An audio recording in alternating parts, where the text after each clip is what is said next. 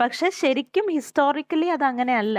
മുലക്കരം എന്ന് പറയുന്നത് നമുക്ക് ആണ് പെണ്ണ് എന്നുള്ള വേർതിരിച്ചറിയുന്ന രീതിയിൽ, അതായത് മുല എന്ന് പറയുന്നത് സ്ത്രീക്കുള്ളതാണ്. അപ്പം സ്ത്രീക്ക് കൊടുക്കേണ്ട ടാക്സ്, പുരുഷന് കൊടുക്കേണ്ട ടാക്സ്, സ്ത്രീക്ക് കൊടുക്കേണ്ട ടാക്സ് എന്നുള്ള രീതിയിൽ ഡിഫറൻഷിയേറ്റ് ചെയ്യുന്ന ഒരു ടേം ആയിരുന്നു അത്.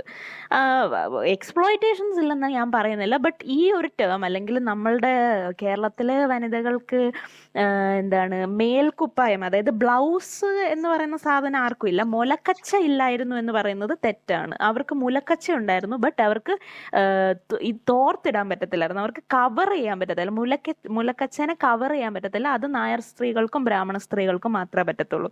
അപ്പൊ ആ തോർത്തെന്ന് പറയുന്നത്, ആ കവർ എന്ന് പറയുന്നത് ഒരു അധികാരത്തിന്റെ, പവറിന്റെ സിമ്പിളാണ്.